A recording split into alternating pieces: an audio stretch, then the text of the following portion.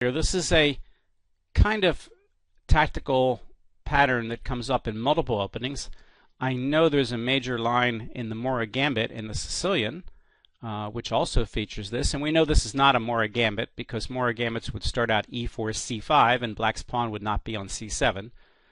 So we've gotten to this similar kind of tactic in a completely different opening. And the question is, what should black do? Well, clearly if black just retreats the knight, then he's not going to have anything. The pawn on b2 is adequately guarded, so that's not a problem. But if you notice, there's an interesting fork here.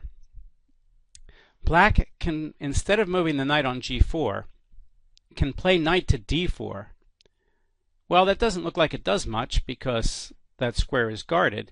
The problem for white is that the knight on f3 is now overworked. If white plays h takes g4 after knight d4, then of course black will play knight takes e2 check, winning the queen for two knights with a winning position.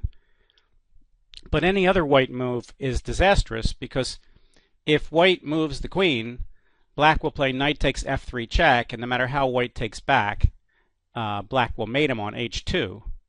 And if white plays knight takes d4, then of course queen h2 is mate. So let's look at that. Knight d4. So as we said, h takes g4, knight takes e2 check, bishop takes e2, wins the queen with a great game for black. On the other hand, if white moves the queen, then knight takes check, and it doesn't matter whether white takes with the queen or the pawn or moves the king. It's check, and it'll be checkmate.